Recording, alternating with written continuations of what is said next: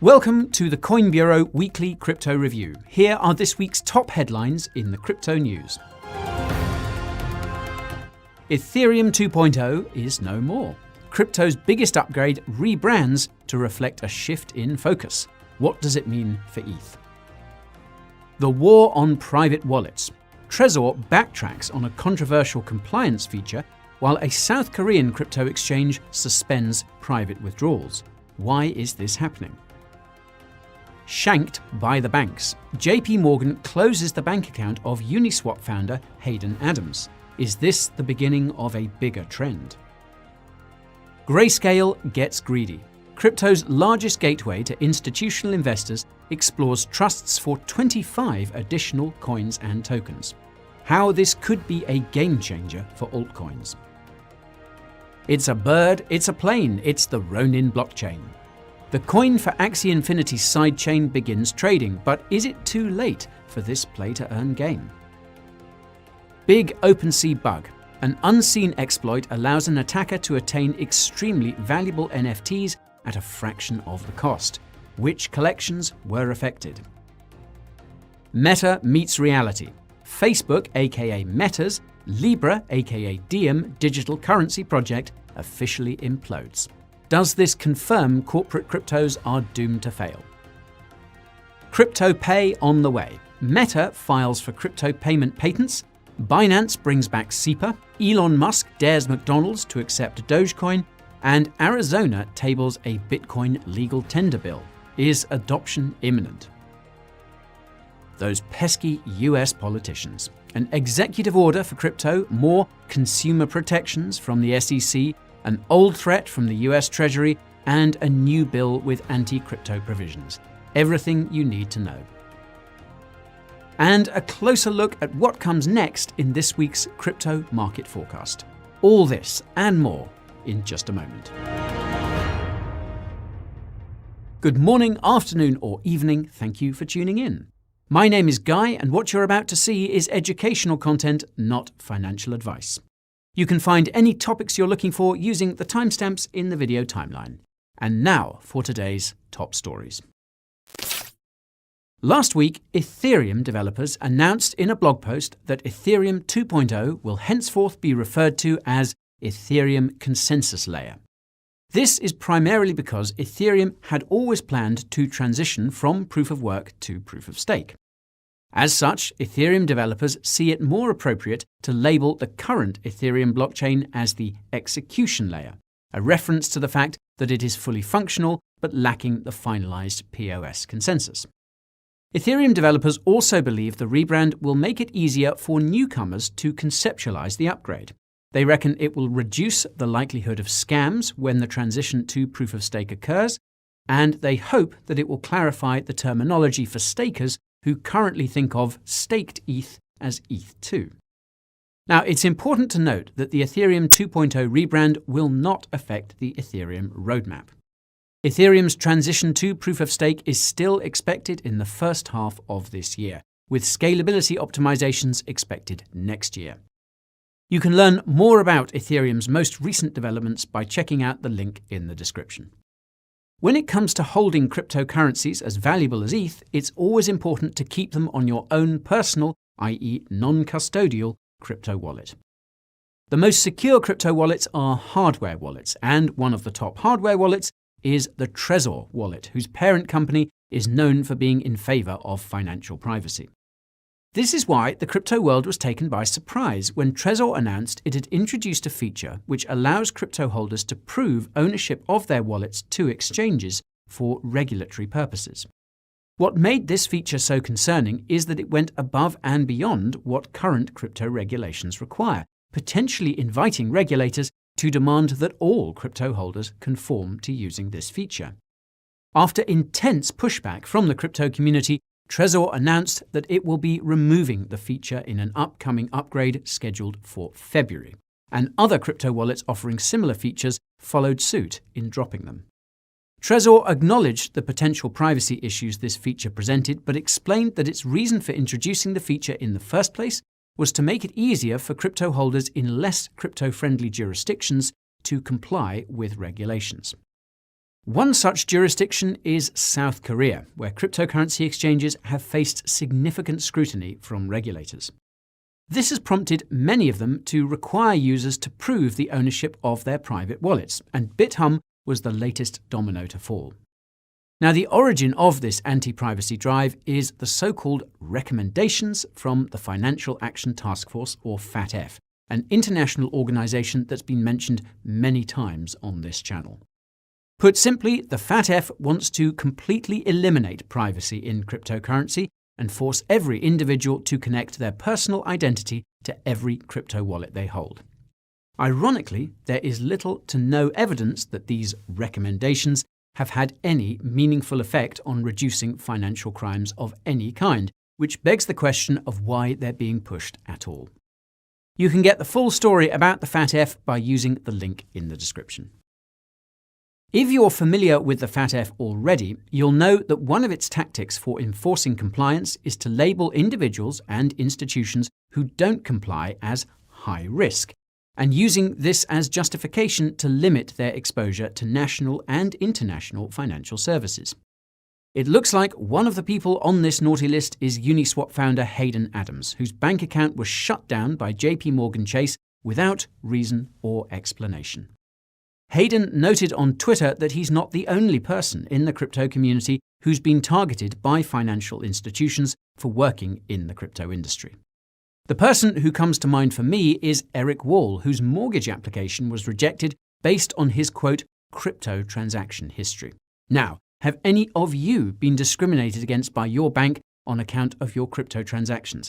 Let me know in the comments. Anywho, some are speculating that Hayden's debanking is a strategic move by the likes of the Federal Reserve to slow down decentralized finance protocols such as Uniswap, which are competing directly with big banks on Wall Street. If this is in fact the case, then it could very well be the beginning of a much bigger trend, at least within the United States. That said, this debanking debacle is nothing new. It's well known that crypto companies have been shunned by the banking system for years, particularly cryptocurrency exchanges. This has forced them to ally with financial institutions that exist outside of the financial system, and this has arguably caused much of the corruption we see in the crypto industry today. You can find out just how deep that rabbit hole goes by using the link in the description. The irony of Hayden's situation is that JP Morgan is simultaneously encouraging its clients to invest in cryptocurrency. Although individual investors can get direct exposure to crypto by buying coins and tokens, institutional investors are often limited to financial instruments that offer less direct exposure. One of the most popular institutional investment vehicles for cryptocurrency has historically been Grayscale's cryptocurrency trusts. In a nutshell, Grayscale trusts are kind of like shares in a company, except the company is a popular crypto coin or token. What makes Grayscale's crypto trusts different from crypto ETFs is that Grayscale is unable to create or destroy trust shares based on demand. This means that Grayscale's trusts don't track crypto prices perfectly, and the discrepancy between its share prices and crypto prices has been a double-edged sword for institutional investors who made massive profits and massive losses as a result. It should come as no surprise then that the introduction of spot Bitcoin ETFs in Canada last year attracted a lot of institutional capital from the US, and this has put a big demand dent in Grayscale's flagship product, which is of course its Bitcoin trust. This is likely part of the reason why Grayscale has been accelerating its offering of altcoin trusts over the last year, and the company recently announced that it was considering an additional 25 crypto coins and tokens. Now, the existing list of cryptos under consideration includes Avalanche, Flow, Internet Computer, Monero, Near Protocol, Polkadot, Polygon, Ren, Terra, and Tezos. This new list now includes Algorand, Arweave, Axie Infinity, Cosmos, Engine, Phantom, Gala, Helium, Oasis Network, Secret Network, Stacks, The Sandbox, and Yield Guild Games. Assuming that the crypto trusts Grayscale is considering reflect institutional demand, this new list suggests institutions are hungry for blockchain gaming, specifically play to earn. Now, if you're curious about the most popular play to earn games, you can find out what they are by using the link in the description. Those of you who have been keeping up with the Joneses will know that Axie Infinity is currently the top play to earn game with over 3 million monthly active users. Although Axie Infinity exists on Ethereum, it lives on the Ronin sidechain, which was tailor-made for the game. Ronin has been a permissioned sidechain run by enterprise validators ever since its release last February, but it's on the cusp of transitioning to a permissionless sidechain run by community validators with the recent release of the RON coin. As pointed out by crypto analytics firm Nansen, the Ronin sidechain, which hosts the Axie Infinity game, consistently handles as many or more transactions per day than Ethereum. Although all transaction fees on Ronin are currently free, RON will soon be used to pay for all transaction fees, and this means that RON could moon because of all the demand. Not everyone is convinced, however. Axie Infinity has recently fallen out of favor due to the poor tokenomics of the SLP token, which is earned by Axie players, never mind the crypto market slump. Even so, active player statistics confirm that Axie Infinity adoption continues, and upcoming upgrades to the game could further increase engagement and alleviate tokenomic stresses. If you want to know what these upcoming upgrades are, you can find my most recent Axie Infinity update in the description. Now, despite Axie Infinity's continued adoption, its NFT marketplace has fallen from grace and has since been displaced by the likes of OpenSea, which has cemented itself as the king of NFT marketplaces. OpenSea's crown has come under question in recent weeks, however, first with the news that it could be doing a stock IPO instead of an airdrop, and then with the news that it had frozen NFTs on its platform. OpenSea's latest headline hurt involves a known bug that was successfully exploited. This OpenSea bug allowed 3 attackers to purchase valuable NFTs for previously listed prices, basically meaning that they could buy them at a huge discount. Blockchain tracking firm Elliptic estimates that over $1 million worth of NFTs were affected, primarily from the Bored Ape Yacht Club collection, whose floor sits at well over 6 figures. OpenSea responded by warning the community about the exploit and upgrading its listing manager to prevent any more attacks. But just a few days later, another 8 NFTs were swiped at a discount and resold for handsome profits. OpenSea subsequently reimbursed all those who were affected, but the controversy around other surprise issues, such as limits on NFT mining, seemed to have shaken attitudes about OpenSea among the NFT community. To add insult to injury, OpenSea has raised hundreds of millions of dollars over the last few months, which has left many wondering why the recently exploited bug was left unaddressed, given that the company has more than enough capital to address it.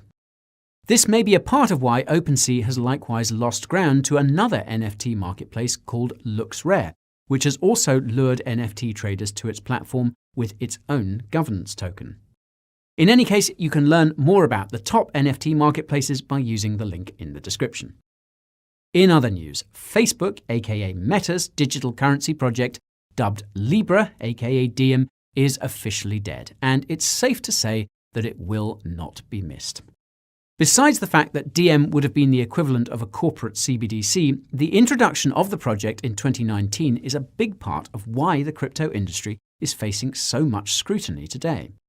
This is because Diem attracted the attention of regulators around the world, and they collectively decided that any so-called privately issued stablecoins are bad for society.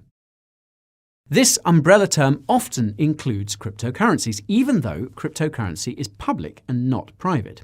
Thankfully, much of cryptocurrency is decentralized, and this means that it's much harder to rein in and regulate than centralized digital currency projects.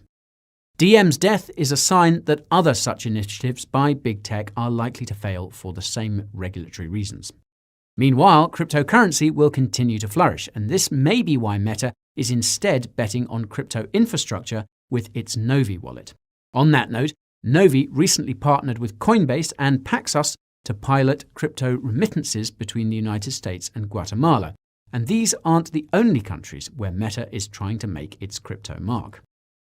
Meta recently filed for a crypto payments patent in Brazil, and it specifies, quote, transactions involving but not limited to Bitcoin currency. If the patent is approved, it foreshadows crypto payments in a country that is ripe for crypto adoption. Case in point, the mayor of Rio de Janeiro recently put 1% of the city's treasury into crypto. Across the ocean, Binance announced that it has begun reinstating SEPA payment support in European countries, something that was initially taken away as part of the regulatory crackdown against the exchange last summer. This will make crypto more accessible to European investors. To the north, Tesla CEO Elon Musk tweeted that he will eat a Happy Meal on TV if McDonald's accepts Dogecoin as payment. McDonald's replied by saying that they would accept Dogecoin as payment when Tesla accepts Grimacecoin as payment, which naturally led to a shitcoin of the same name being created on the Binance Smart Chain.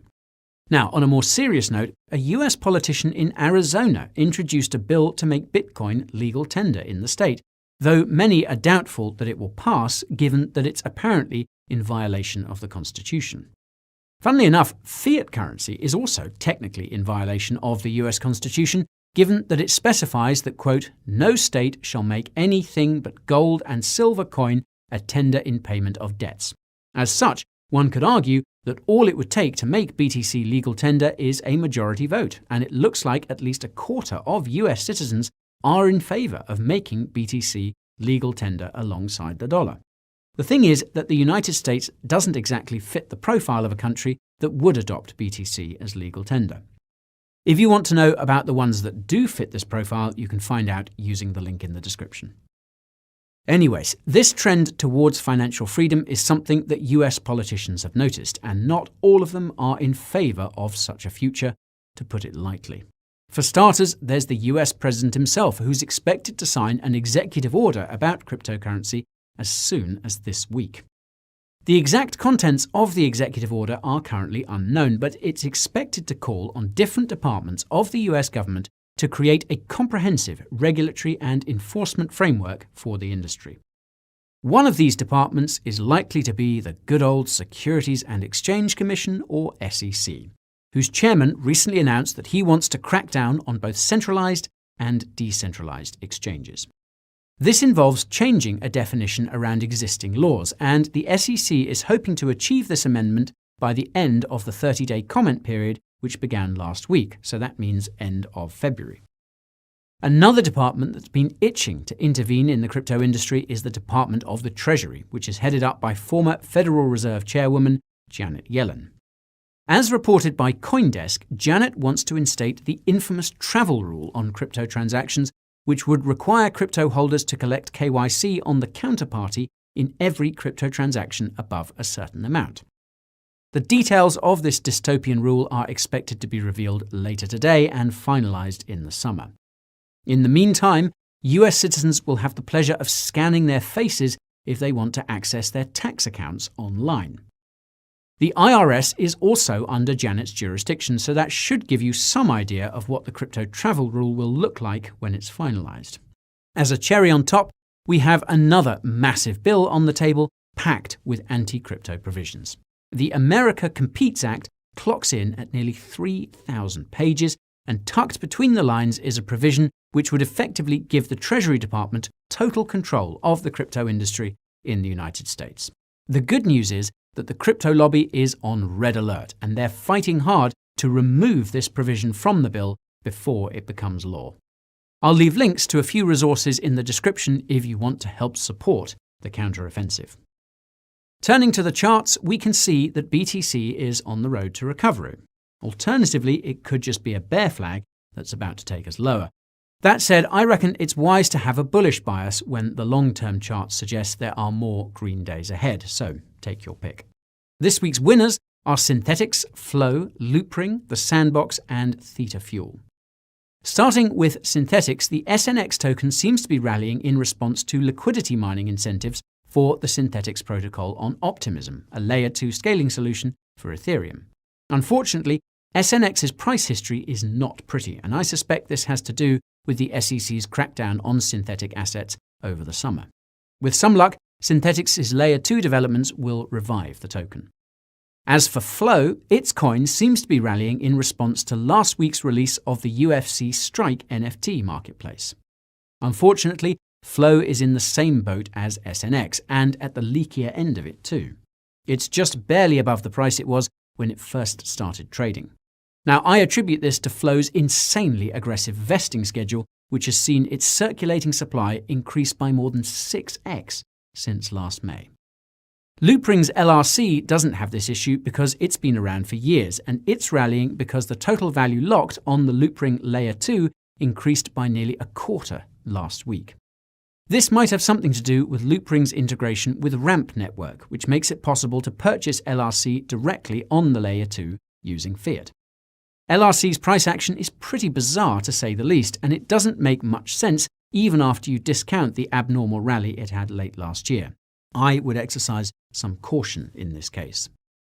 Then there's the Sandbox, whose Sand token has jumped on the news of a Warner Music Group partnership and a $50 million ecosystem accelerator program.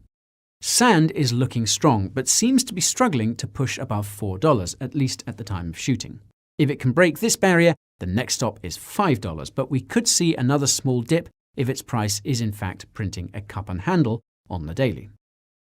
And finally, we have the T-Fuel token, which is used to pay for transaction fees on the Theta blockchain. It looks like T-Fuel is rallying because Google highlighted Theta as part of its recently announced digital asset team. As you can see, T-Fuel's price history doesn't look pretty, and that's because its tokenomics are insanely inflationary, without sufficient network activity since a portion of protocol fees are burned. If you want to find out what Theta is all about, look no further than the link in the description. And that's all for today's Coin Bureau Weekly Crypto Review. If you enjoyed it, you know what to do. Hit that like button, subscribe button, and bell icon too. If you want more of me, head on over to Twitter, TikTok, and Instagram to get a sneak peek behind the scenes. If you join my Telegram channel, you'll get the daily crypto updates you crave, and signing up for my weekly newsletter is a great way to get the tools, tips, and tricks you need to get paid. And if you want more news, then coinbureau.com has got you covered. And of course, you can support the channel by heading over to the Coin Bureau merch store and picking up a shirt or hoodie or both. Links to all these resources are in the description. Thank you so much for watching, folks, and I'll see you all in next week's episode.